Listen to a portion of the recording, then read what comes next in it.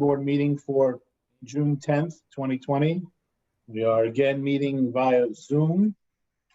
We have on tonight's agenda Blue Line Coffee for site plan review. And we have a public hearing at 7 p.m. or as soon thereafter as we can start it for 224 and 228 Springs Fireplace LLC site plan special permit. If you wish to speak in public on that, there is, or should be, I trust, a phone number at the bottom of the screen. It's not on the screen yet. LTV will, I'm sure, get that up there as soon as possible.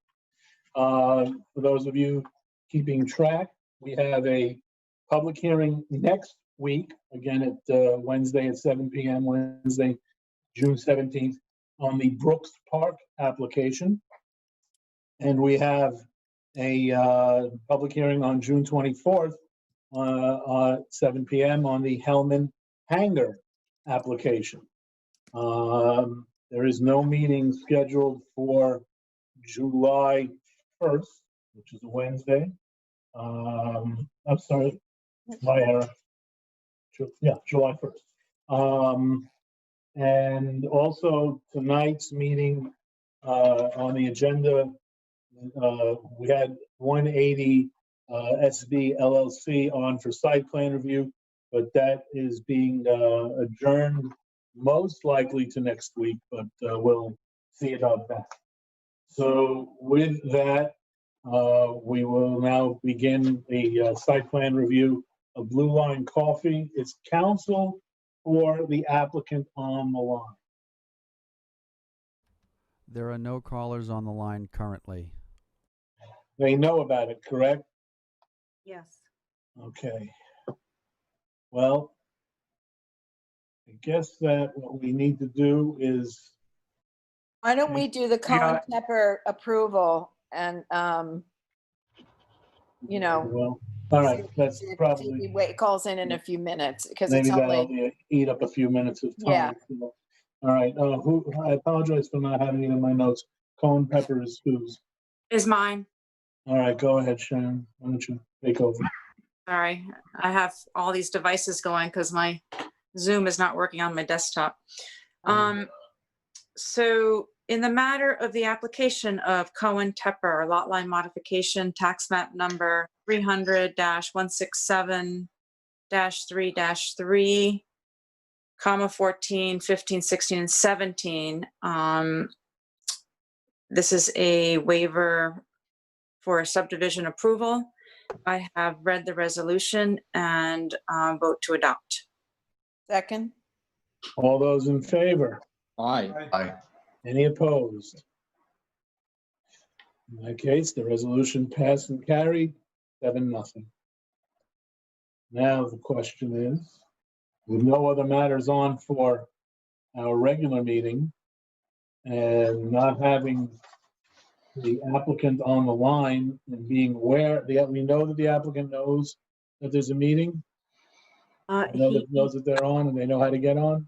He does know how. He was given the number and he contacted an attorney today to represent him. Is that attorney on the line? The I'm sorry, has that attorney been made aware of the application?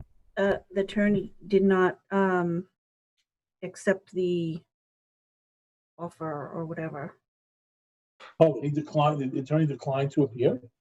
I suggested he read the memo first and decide if he wanted to take on the application. So in other words, the applicant hadn't necessarily, let me understand. Did the applicant retain an attorney? He made an attempt to. And he's attempted to. Yes. So as far as we know, we haven't had. He is aware that he is on this evening. The applicant. Yes. And the applicant could or could not, could at its pleasure have an attorney or a representative of some sort to be available and to represent them, and they're not represented and they're not here.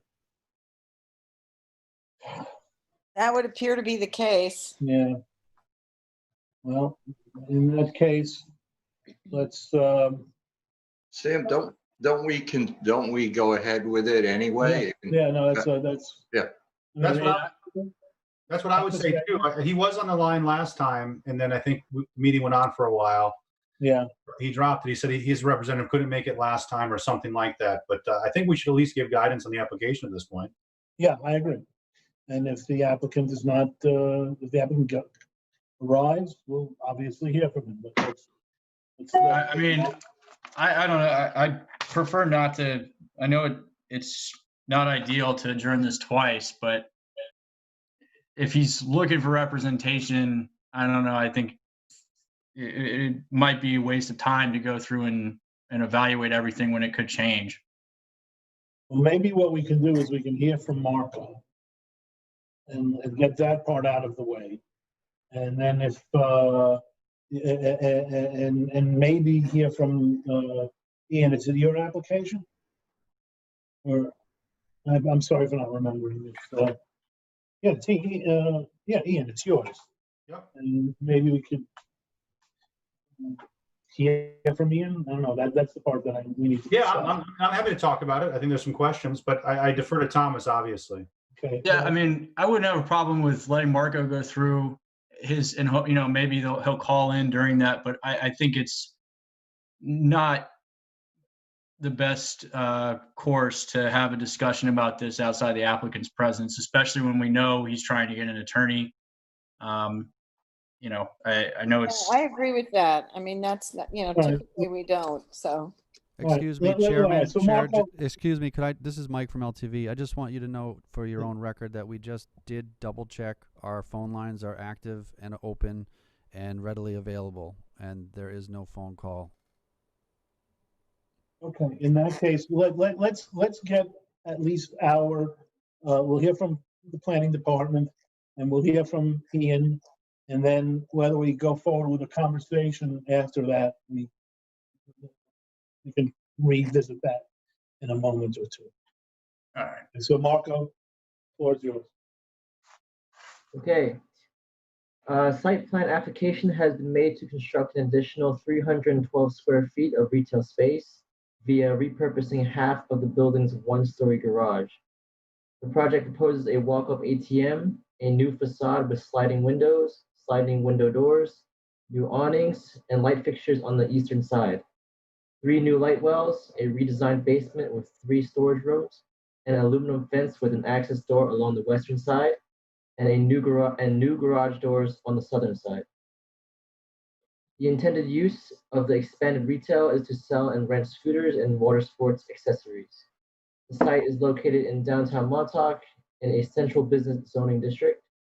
The site predates the implementation of Chapter 255 of zoning adopted in 1984 and is considered a non-conforming lot. It is worth noting that the existing building coverage is 2,014 square feet, 56.7%, whereas the allowable building coverage is 1,776 square feet, 50% for zoning business for central business zoning. No additional building coverage is proposed.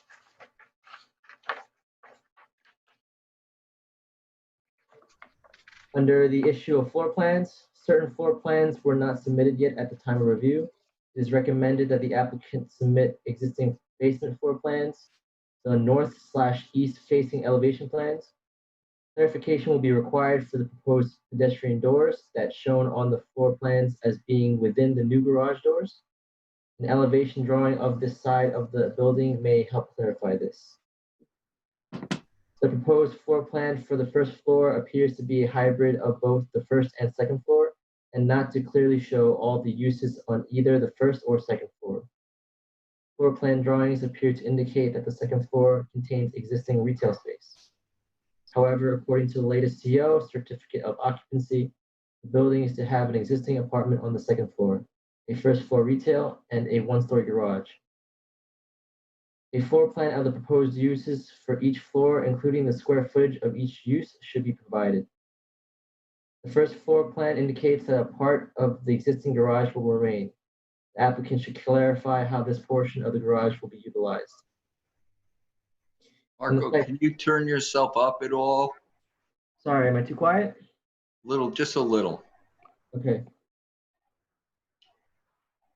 The site plan dated October 26, 2015, prepared by Twin Forks Land Surveying. The plans indicate a proposed awning along the northern side. It is noted that the awnings have already been installed and were approved by the ARB. It should be noted that the applicant has submitted additional information that they wish to add to their application. However, there was only one copy and will require additional copies before review. Fire Marshal comments. The applicant's floor plans requires clarification regarding the 3 newly proposed entrances, 2 in the garage doors, and the sliding glass door along the eastern side. Chief Fire Marshal David Brown has noted that under the New York State Building Code, at least 60% of all public entrances shall be accessible. The Chief Fire Marshal has also noted that the plans depicted 3 new entry doors do not appear to be handicapped accessible. Should the applicant submit details demonstrating the entrances are ADA accessible, they will gain ADA compliance. Moving on to the issue of parking, the site plan indicates that there are 2 existing parking spaces on the lot. The lot currently has insufficient parking given the square footage of its retail space and apartment. Under 255-1145 of the town code, a minimum of 1 space per 180 square feet of retail space and a minimum of 1 space for the apartment are required. The proposed conversion of the garage to retail space reduces the amount of parking available on the site. The increase of 312 square feet in retail space will require an additional 2 parking spaces. In addition, a second floor retail would also add towards the parking requirement. It does not appear that the applicant can utilize fees in lieu of parking, $15,000 per parking space, as it cannot be demonstrated that a design for 2 additional spaces that meet the standard requirements can fit within the site. Therefore, a variance from the Zoning Board of Appeals would be necessary. Moving on to lighting. Introductory lighting pictures have been submitted in the application. However, no specific lighting details from the manufacturer were submitted as required by the Planning Board. It is recommended that the applicants submit manufacturer's lighting specification sheets and a key to the lighting plan that provides lumen levels, Kelvin levels, mounting height, and type of housing from the manufacturer of their lighting proposals. Hours of operation of exterior lighting should also be included. On landscaping, no existing or proposed landscaping plans have been submitted in the application at the time of submission. It is worth noting that an existing shrub currently resides in front of one of the newly proposed sliding windows. Given the height of the proposed windows and the shrub, it is likely the shrub will be removed. The planning department recommends that landscaping be proposed in order to soften the exterior appearance of the building. For Architectural Review Board, the proposed project will require the approval of the ARB, and an application should be submitted to this agency as soon as possible if the applicants have not already done so. The application has proposed a new facade for their expanded retail space and walk-up ATM along the eastern side. In addition, proposed sliding glass doors will alter a significant portion of the building's exterior. The new facades will require review from the ARB to ensure appropriate community character. No existing or proposed sanitary plans have been submitted for the application at the time of submission. Sorry, Randy? Someone just asked a question? Oh, Yeah, Paul. me, I'm sorry, I'm having technical difficulties. Okay. Continue. Who was that? Eric. Eric? Okay. The expanded retail space will increase the sanitary flow on the lot and therefore appears to trigger the requirement for an upgraded sanitary system following 210-3-2 subsection B, part 5 of the town code.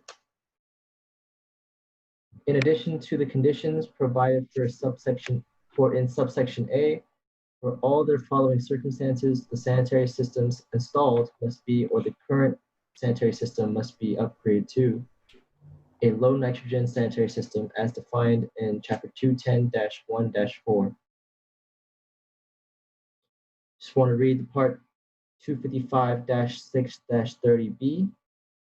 Or any other activity or land use which increases the occupancy limits of a building or increases site parking requirements. Given the age of the lot, it is highly likely the sanitary system is not a low nitrogen septic system. It is noted that there is a limited space in which to locate a new low nitrogen septic system. Existing and proposed sanitary flow calculations based on the square footage of the various uses and existing and proposed sanitary system need to be depicted on the site plan.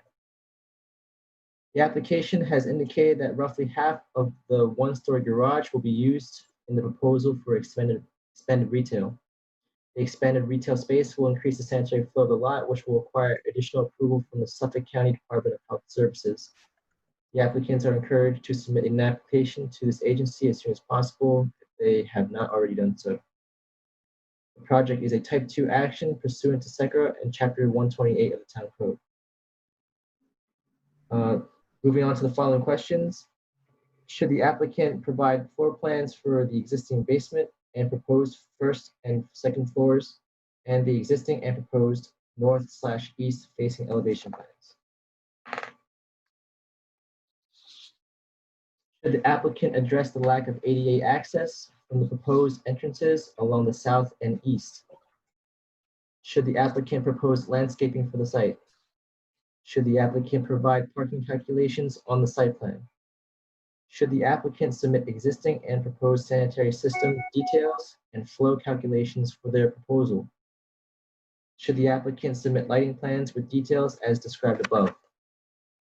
And lastly, should the applicant revise the plans to reflect the title of their site plan? Thank you, Marco. That's very comprehensive and appreciate that. Everybody, the applicant, I am advised, is on the phone. And so we can continue with the application. Before we go forward with the applicant, does anybody have any specific questions for Marco regarding his report?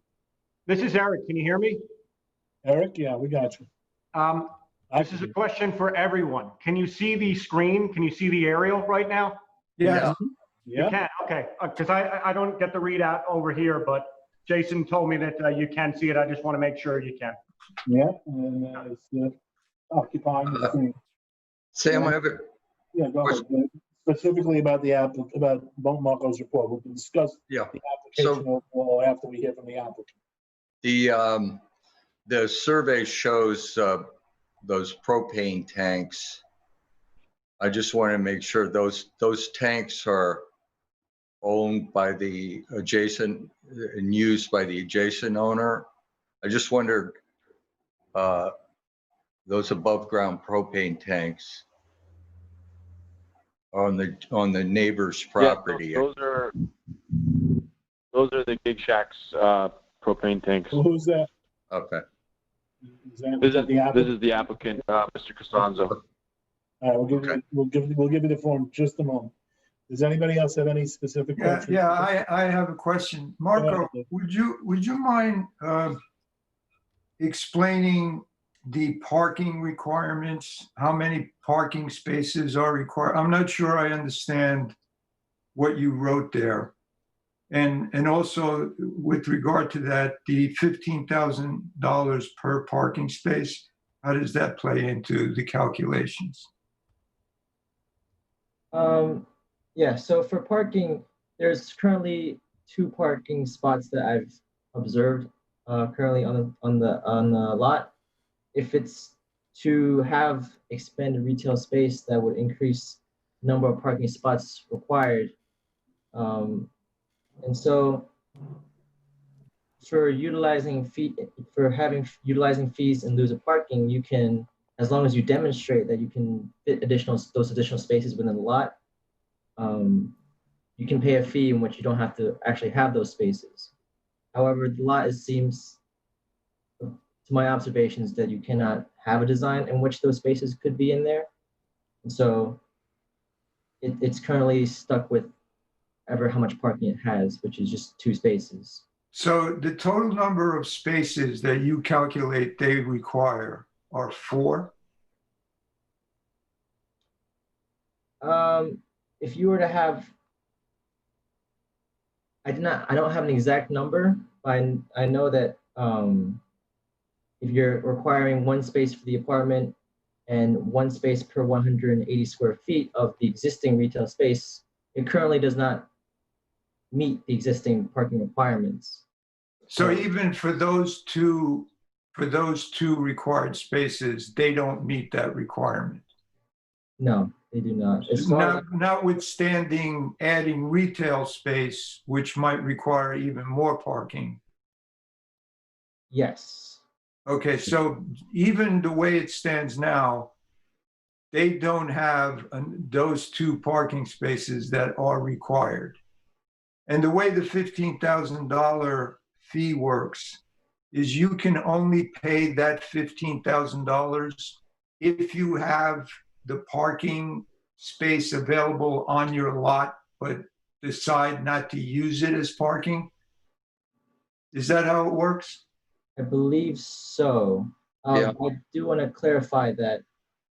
So you couldn't pay $15,000 if you didn't have the parking on your lot. If you needed 2 spots and you said, I'll pay $30,000, but I don't have those 2 spots on my lot, you couldn't do that.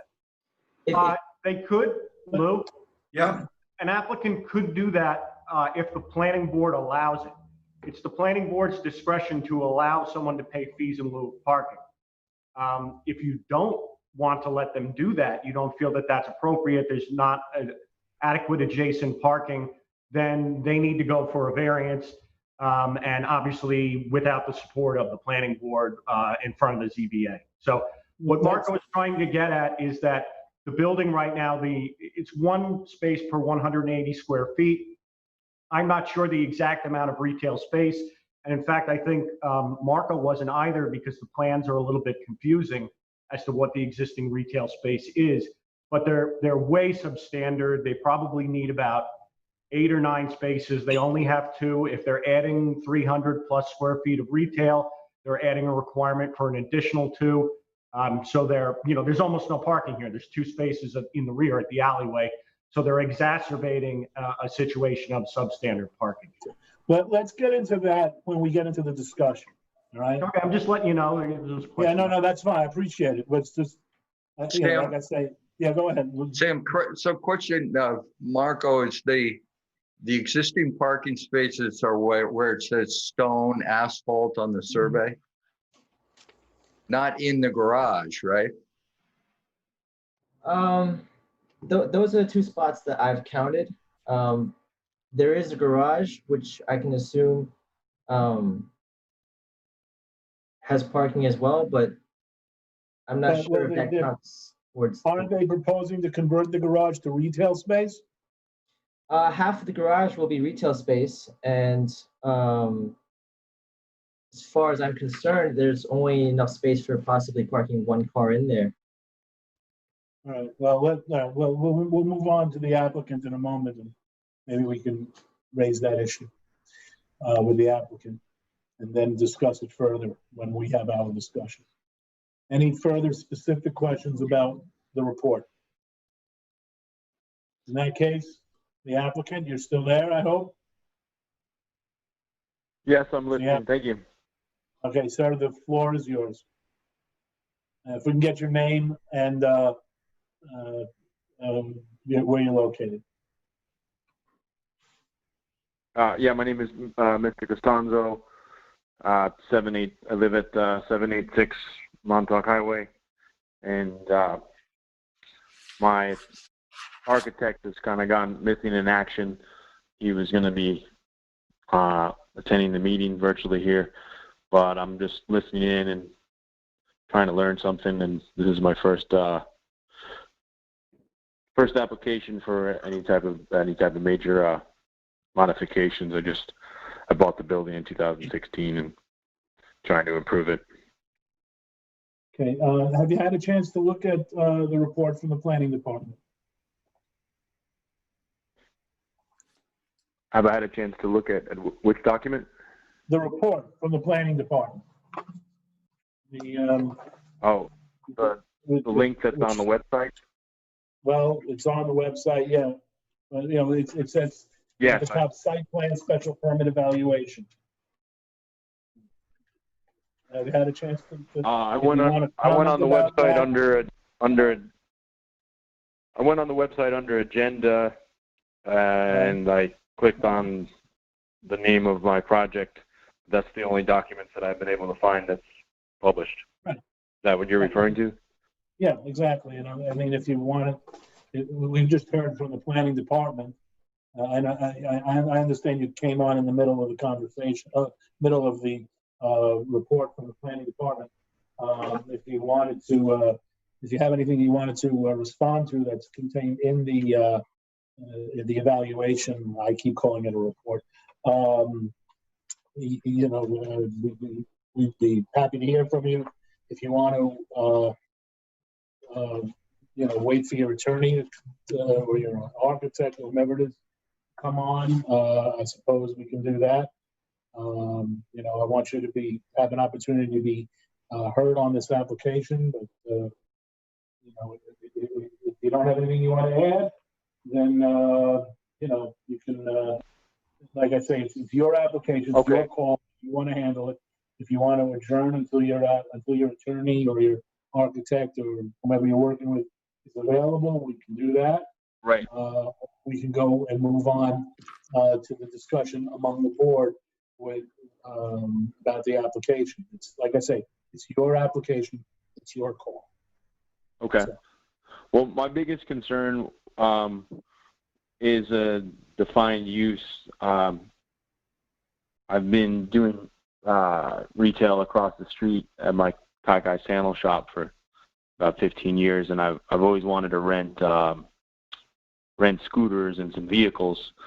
And I know that there's some other businesses in town that have done it without any special use permit. And according to the planning department, there isn't a defined use for a rental business. So I'm not sure whether my request I don't think it's necessary. I'm not sure. I wanted to find out if it's necessary to do a change of use to a motor vehicle sales room. I was told that was the closest thing to a rental business, but I think that my interest in applying for that was that down the road, if there's any future code written for a particular rental business, that I would be already approved for that use. So that's my first question. Well, I mean, we're not necessarily. Do I need to? Here, I'm sorry. Go ahead, sir. So basically, the question is, can I just keep it how the use is now, just for retail, and have a scooter and vehicle rental business without under how it's currently zoned for retail? Well, you know, you have to appreciate that the situation that we have tonight is that we have an application that's been presented to us by you that you know, specifically asks to construct an additional 312 square feet of retail space by repurposing half of the building's garage.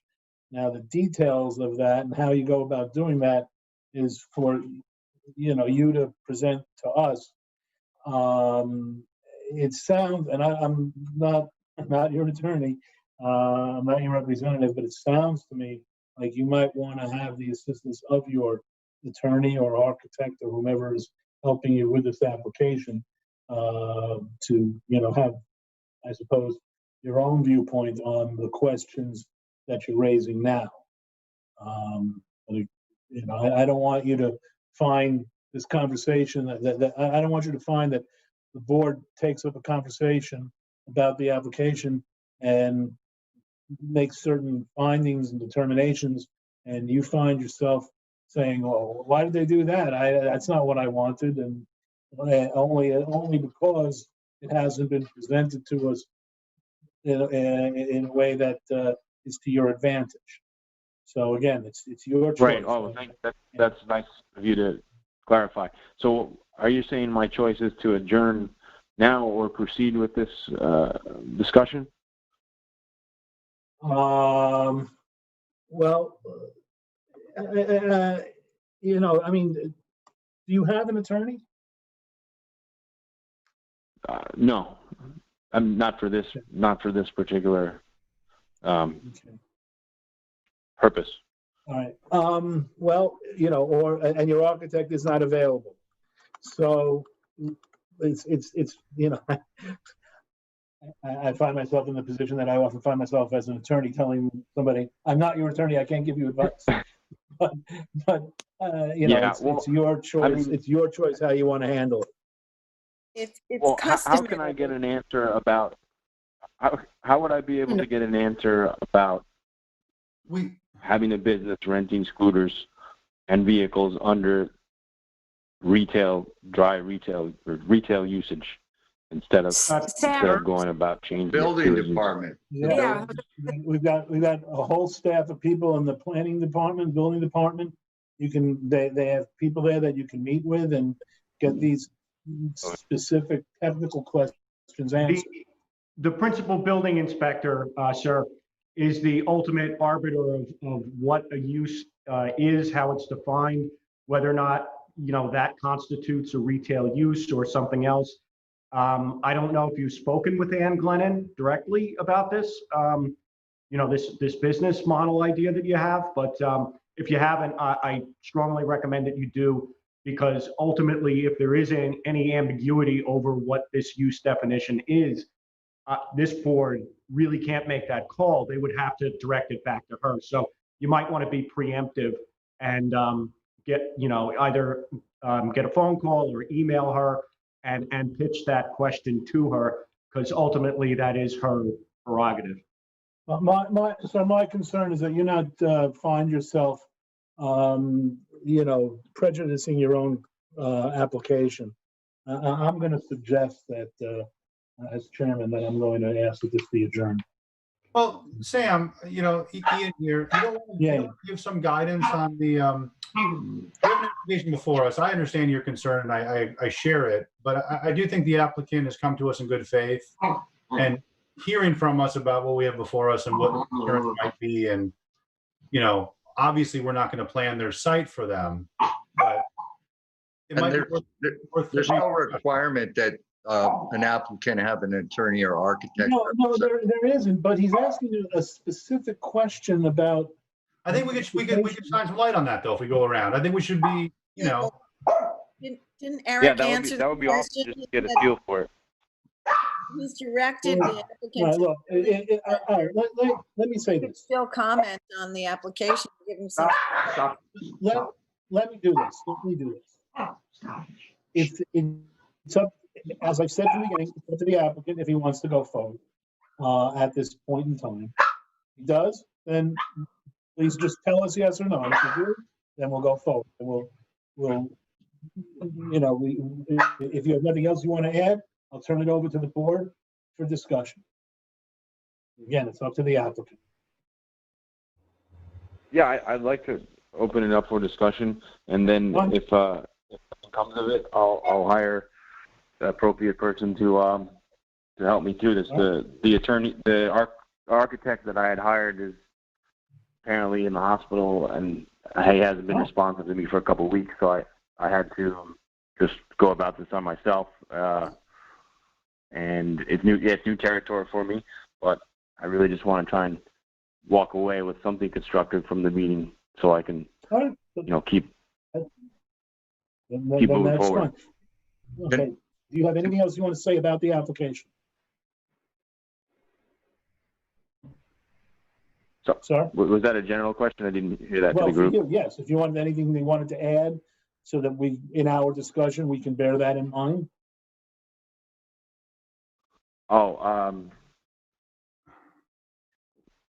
Well, I missed the beginning of it.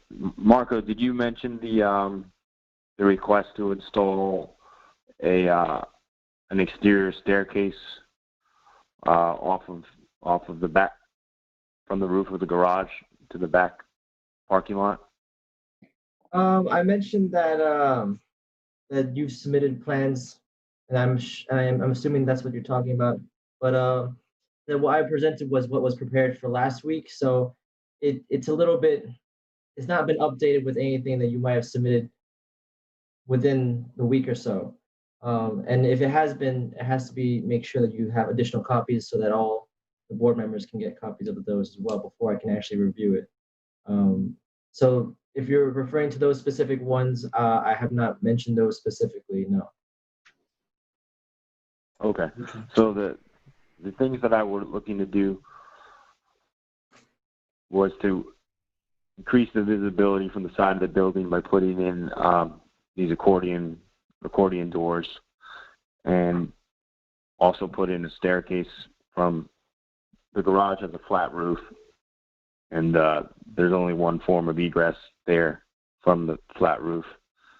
So I wanted to put a second form of egress with a spiral staircase on the west side of the garage, and the west side of the garage doors, and then the east wall of the garage, which would be parallel. If you park the car in the garage, that wall would be parallel to your vehicle.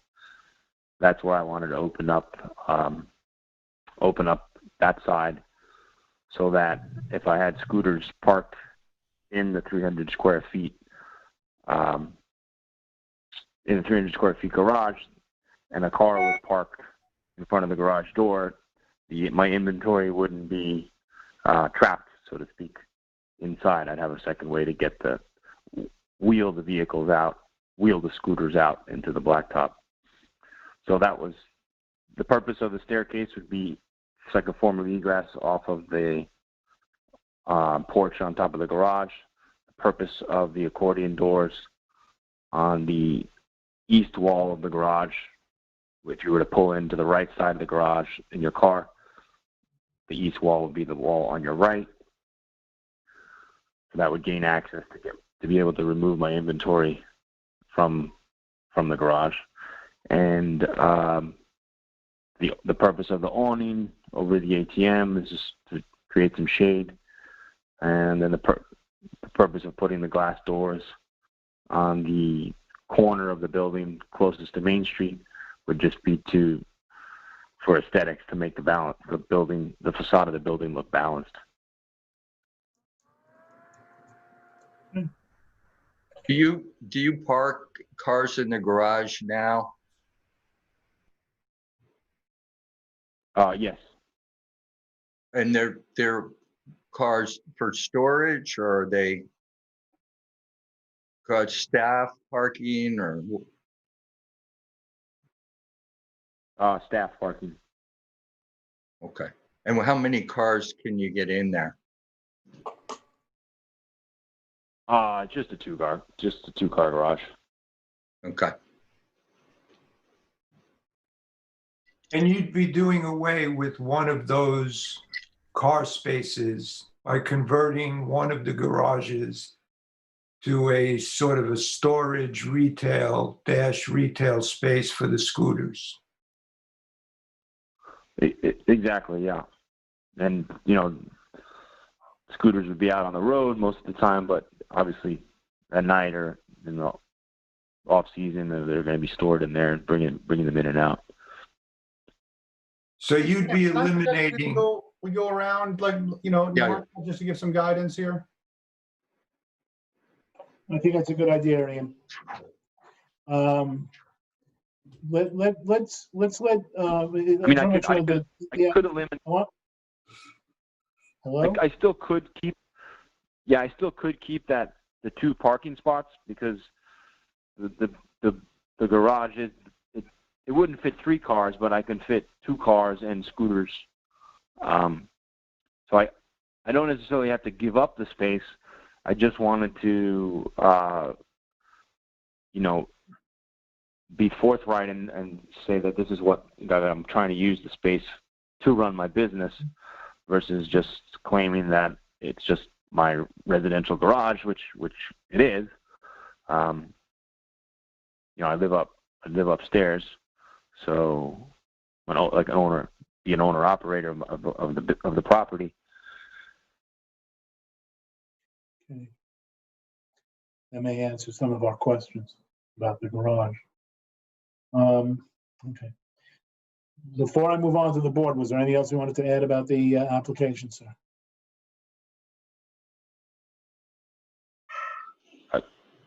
Before we move on to the garage, Well, no, the board. The board is going to discuss the application.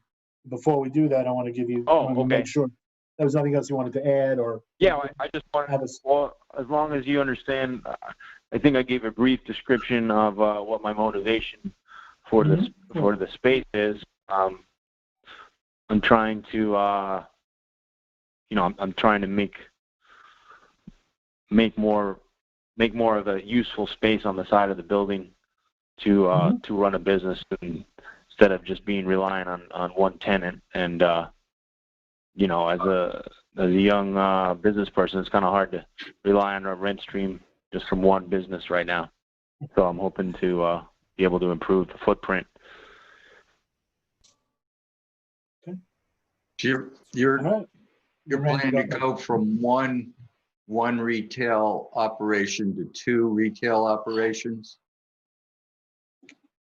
No, there already is. I have a CFO for two retail operations. I'm just trying to expand one of them to allocate the garage space.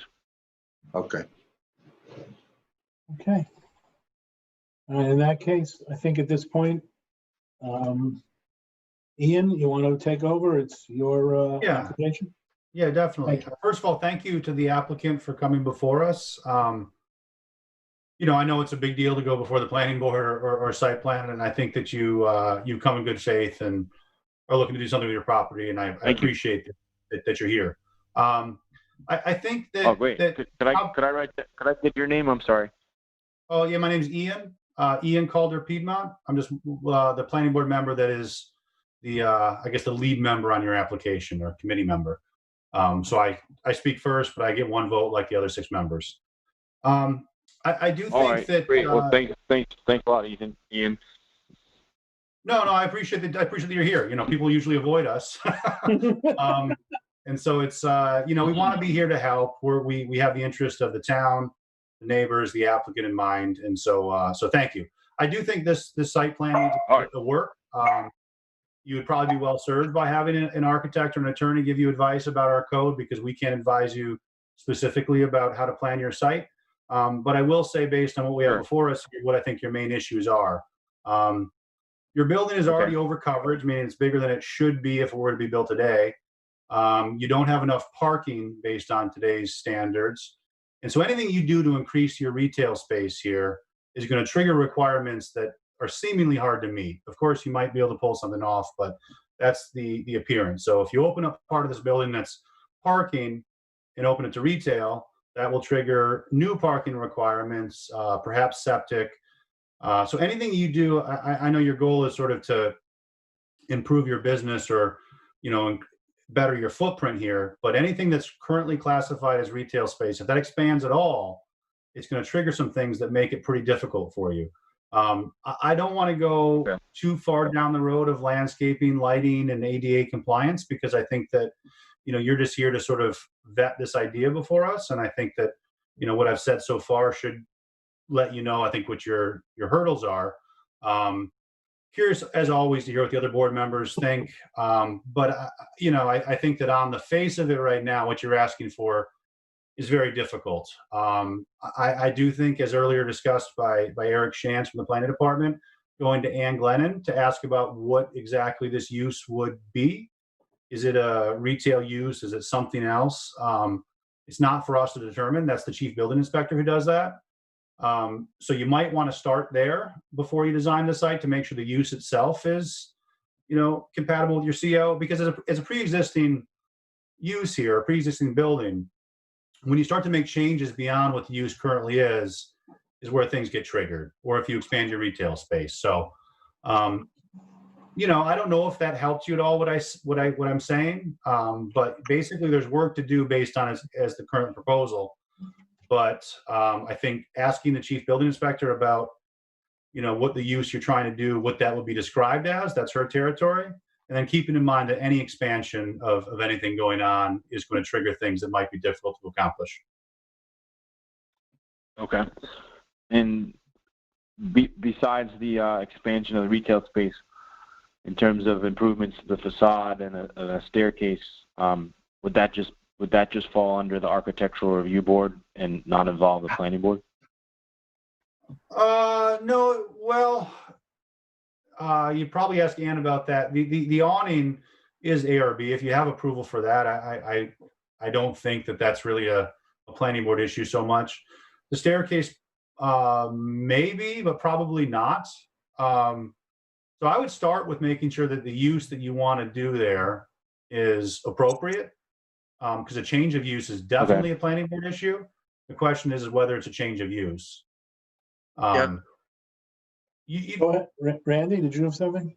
Well, I just picking up where I agree with Ian. And for example, if the garage, if you have a CO for a 2 or 3 car garage, and that use now includes storage, and you simply stored materials in there that you use in the retail shops, that's different. That would be a less intense use than saying that you're expanding retail, the retail floor area. Yeah. So lesser parking, it's lesser septic, it's less everything. If it's really just storage space.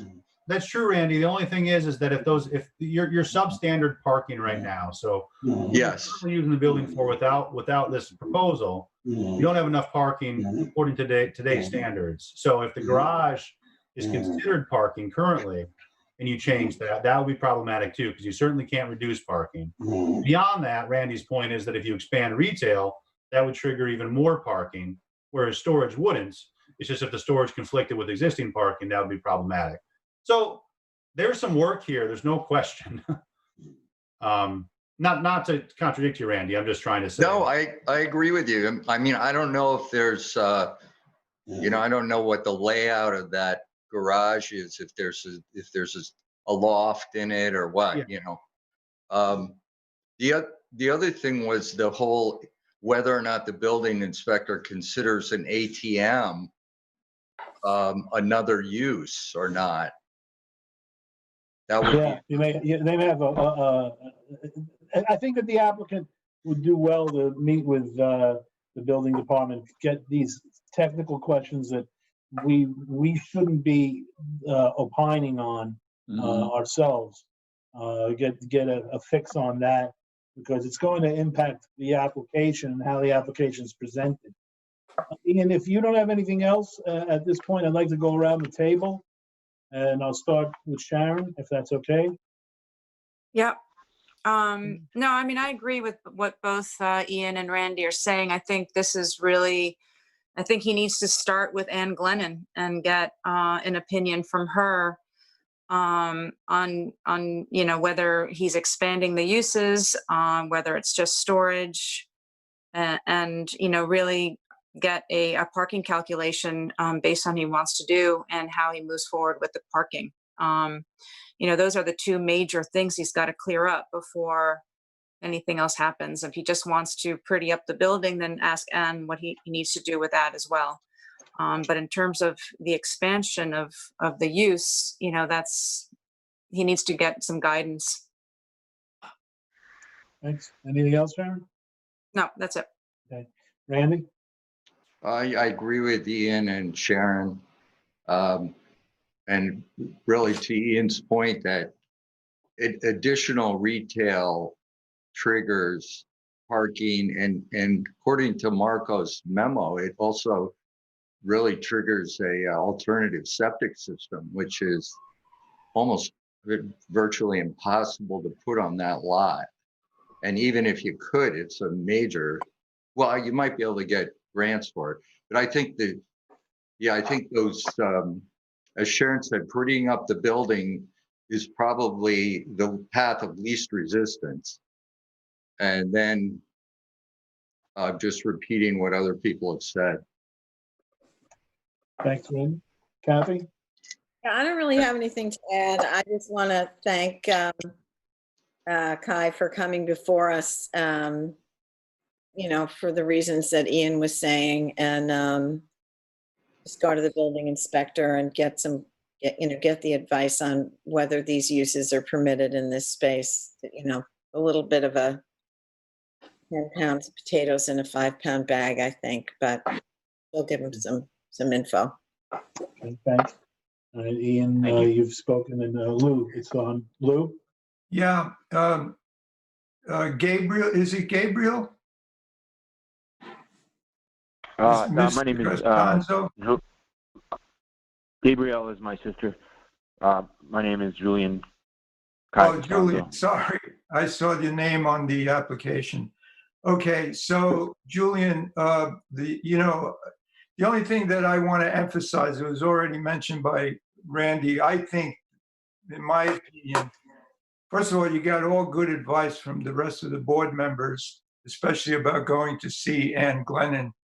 But what I wanted to emphasize to you, Julian, is that I think your biggest challenge here is going to be the septic system, because judging from what you want to do, the way you've got it all set up, it's going to trigger your needing to put in a new septic system, a nitrogen type of septic system.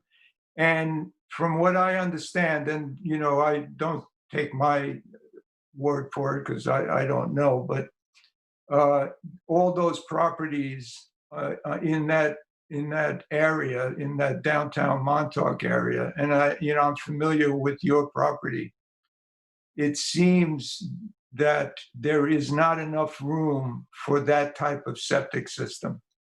So before you go ahead and think of all these great plans that you have, and I certainly admire your enterprise and sympathize with your situation, and hopefully you can get it done.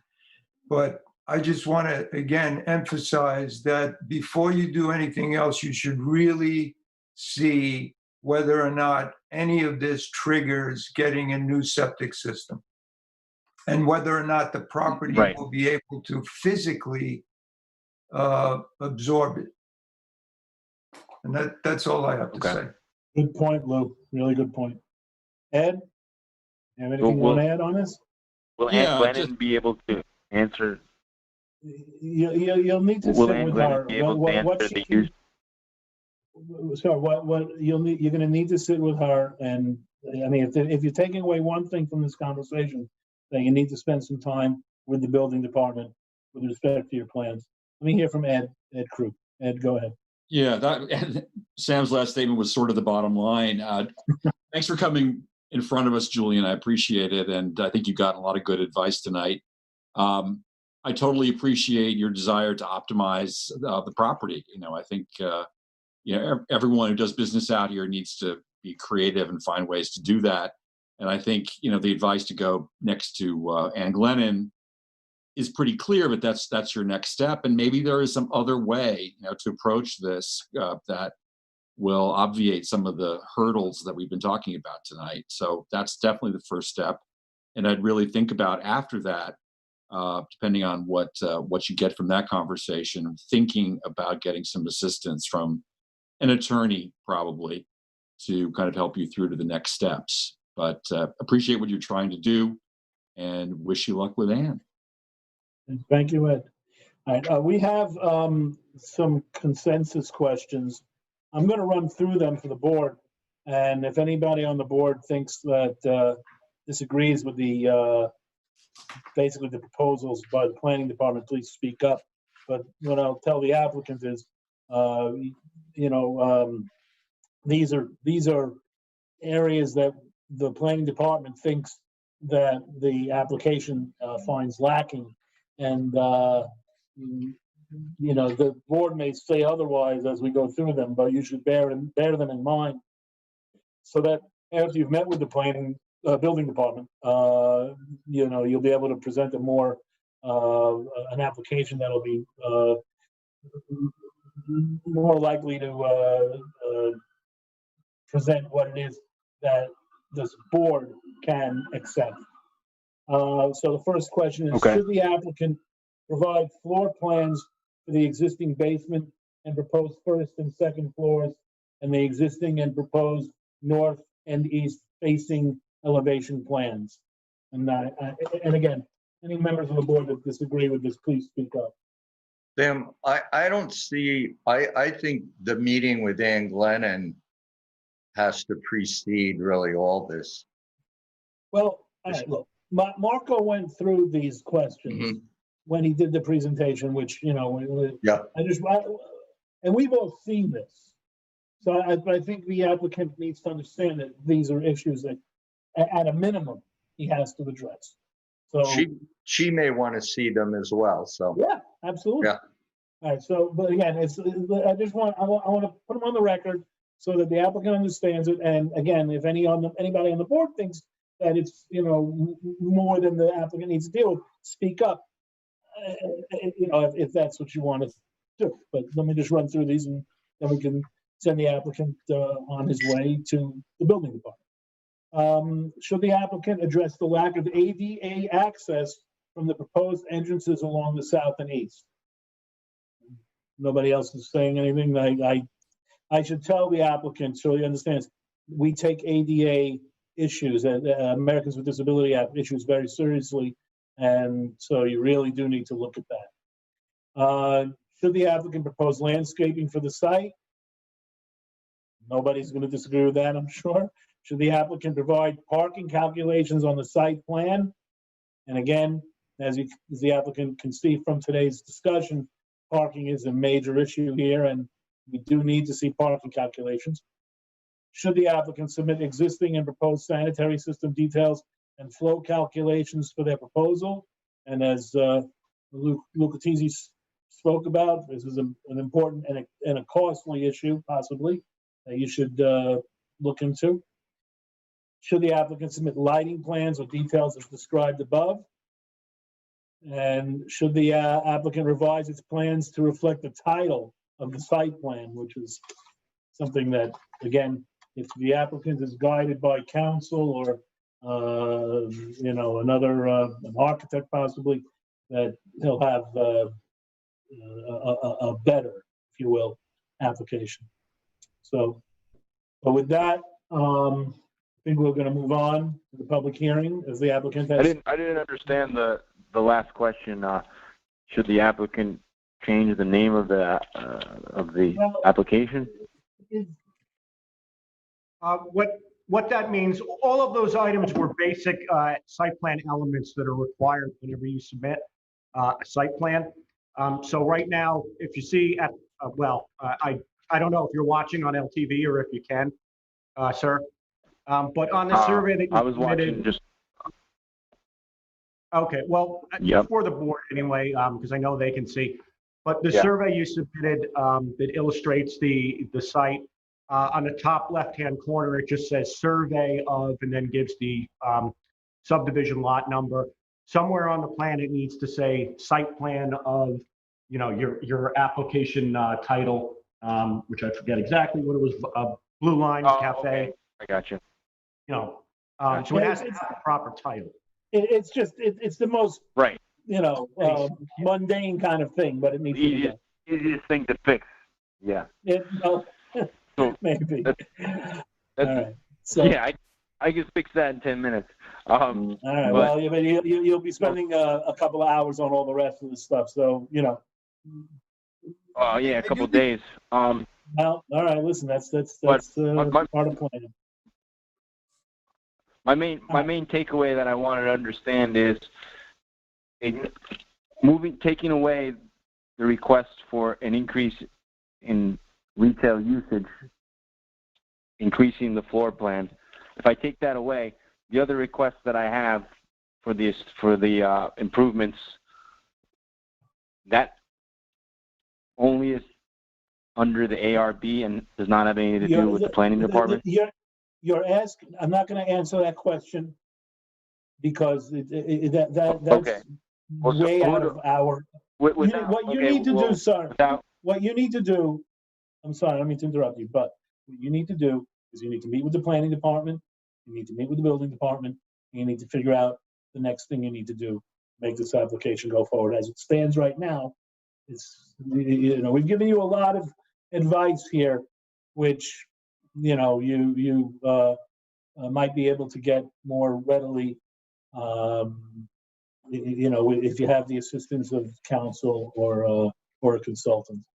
But Yeah, and to be we're clear, gonna need to move on to the public hearing that's Yeah, I understand. So scheduled for 30 who minutes. specifically should I talk to in the planning We're office? talking to the answer? plan, you can talk to Mr. Wu, you can talk to the building department. That's who you should confer with, okay? Mr. but Wu. really, also one more thing that's important here is Go that ahead. the building department and the planning department aren't going to plan your site. Right, We've identified some hurdles here. They can give you some answers about what might lead you in the next direction, but you probably need some expert advice on your own end to help navigate, how to go through the town. Gotcha. Okay. all right, Thanks for your help. quite all right, thank you. Okay, now we have, the only other item left on our agenda is the public hearing. And that's on 224, 228 Springs Fireplace LLC. I understand that Trevor Darrell is on the phone. Trevor, are you there? Or asking to join Zoom? Trevor? I saw him on Zoom before. Yeah, that's, Can you hear me? there he is. All right. We're going to go forward with the public hearing. So stay tuned, Trevor. Who is it? Sharon? This is yours. So Sharon, if you want to read the public hearing notice. Sharon? All right, I'm unmuted. Okay. Notice is hereby given that a public hearing will be held before the East Hampton Town Planning Board on Wednesday, June 10th of 2020 at 7 p.m. or as soon thereafter, as this matter may be heard to consider said application. The public hearing will be held electronically by video and teleconferencing and will be televised on local TV, LTV Channel 22, and available for live stream on the LTV website, ltv.org. The public shall not be permitted to appear in person, but may comment by telephone by calling 351-888-6331. A transcript of the hearing will also be posted to the town's website after the hearing, and the hearing shall remain open until July 10th of 2020 or within 1 week of posting of the transcript on the town's website, whichever is later, for the purpose of receiving written comments. Written comments may be submitted by email directed to planningboard@easthamptonnewyork.gov and by mail to 300 Pantago Place, Suite 103, East Hampton, New York, 11937, and received on or before close of business on July 10th, 2020, or within 1 week of posting of the transcript on the town's website, whichever is later. The public hearing will be held to consider the application of 224 and 228 Springs Fireplace Road, LLC, site plan approval pursuant to Articles 7 of Chapter 255 of the East Hampton Town Code to create a storage yard for vehicles and equipment over 2 single and separate lots, as well as the establishment of an access easement and landscaping will be considered. The property contains 25,085 square feet, 0.576 of an acre, and is located on the east side of Springs Fireplace Road, East Hampton, and is situate in a commercial industrial zoning district as shown on the official zoning map of the town of East Hampton, and is identified on the Suffolk County tax map as parcel number 300-145-3-8.1 and 10.1. Subject application is classified as a type 2 action pursuant to the State Environmental Quality Review Act, SEQRA, Part 617 of the New York Code of Rules and Regulations, and Chapter 128, Environmental Quality Review of the Town Code. A site plan prepared by George Walbridge Surveyors, PC, dated revised February 3rd, 2020. A drainage and drainage plan with details and notes prepared by Edward Armis Engineering. dated revised October 22nd, 2019, are available for inspection at the Planning Board Office, Suite 103, 300 Pantico Place, East Hampton, New York. This is dated May 20, 2020. Samuel Kramer, Chairman. Thank you very much, Sharon. Council, Thomas, do we have proper notice and posting? Yes, I've reviewed the affidavit of service and posting, and the notice appears to be adequate. Thanks very much. Eric, would you like to give us a rundown on the application? Sure. So this is the proposed site plan. As you can see, it's on roughly the corner of Queens Lane and Springs Fireplace Road. Parking of trucks and equipment is proposed to be to the eastern side in the center portion of the property. They propose additional new drainage. Access is to be taken not from Springs Fireplace or Queens Lane. It doesn't actually abut Queens Lane, but rather through the town highway department access point via an easement that would service both of the single and separate lots. As you can see, if you look on the western side, your left-hand side, they propose significant revegetation, which would provide a roughly 30 to 50-foot buffer along Springs Fireplace Road. I do have the proposed revegetation and landscaping plan here. As you can see, it also illustrates that trucks would be parked on the eastern, southeastern side of the property. But this is a very dense band of proposed revegetation that should very much help screening and beautification of Springs Fireplace Road. There's additionally a fence that's proposed to the rear of this screening that should further conceal the activities at the interior of this site. Okay. Thank you very much. Does anyone, well, no, it's a public hearing, so thank you very much, Eric. Okay, is the applicant, Mr. Darrell, you're on the phone still, or? I am still here. I'm on the Zoom. Oh, sorry about that. It's okay. I have my screen set up differently. All right, you have 15 minutes, so go right ahead. Sure. I don't know that I'll need the full 15, but it's been a while since we reviewed this application, since I was in front of you last. The applicant has heard the concerns of the board, as well as several objections over the term, or the process here, and has taken most of the consideration and concerns very much into their design and their plan. As Eric pointed out, the main issue that people have had with this property is that the vegetation was removed prior to this board's approval. And so the applicant has really tried to rectify that situation as best they can, in that they're proposing revegetation substantially on the portion of the property that the public will see. And also where the properties would allow for 75% clearing, they're only proposing 65% clearing. So they've sort of reduced the amount of clearing that they would otherwise be entitled to, because it just, to give the additional buffer zones and revegetation. And as you can see in the survey, so to the north of us, the easement does propose to have the applicants enter ingress and egress through the easement and take access through the highway department entryway, which is paved and which is substantially wider than the driveway that would be going onto the property in and by itself. The current opening, that is the driveway into the property, is due to be revegetated, closed off. When we had originally discussed this plan, we had discussed leaving that as a secondary emergency exit based on our further conversations with the board.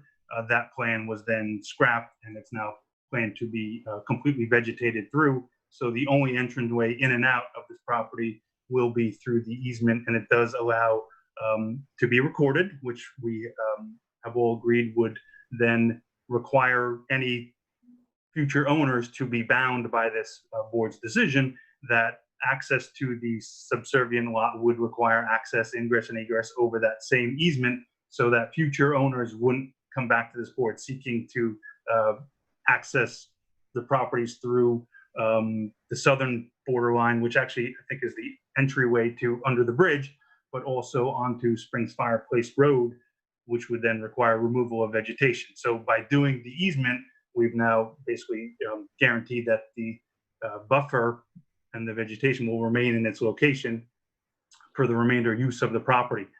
The applicant also has taken, put a lot of thought and consideration into the board's concern and the planning department's concern as to off-street parking for any employees. So part of this plan and why we do need to sort of ask the board for some relief on that 30 feet of vegetation as opposed to a full 50 the whole way is because we are planning to have those additional parking spots, which are for the employees when they come to the property. So they're not parking either on Queens, which is now no parking, but on Springs Fireplace or any other neighboring streets or residential neighborhoods. They are parking on the property. There are designated spots for every employee that would be needing to take the larger commercial vehicles in and out of the subject property.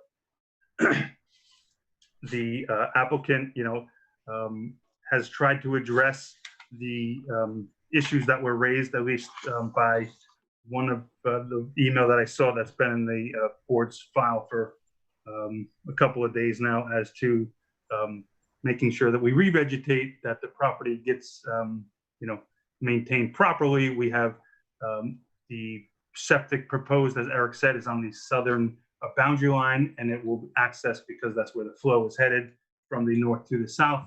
So we have it set up with the additional drainage and filter systems, so which would catch any possible runoff from any of the vehicles that the applicant will be driving on or off of the site.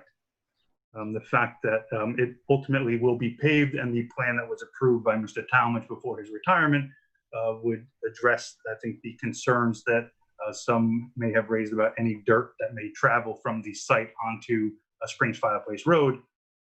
And there's a good aerial that just came up. So our parcel is surrounded by Bistrian's gravel pit across, to our west. We have under the bridge is to our east, and the highway department is to our north, and just beyond them is the recycling center. So I think the location for this commercial area for the applicant and their vehicles is this property, or these two properties being used as one. It makes for good planning, and we're asking that the board approve the plans as we've discussed all in the process, and we've tried to implement all of the concerns and issues that were raised by the board. Thank you very much, Trevor, Mr. Darrell. So, got to get used to it.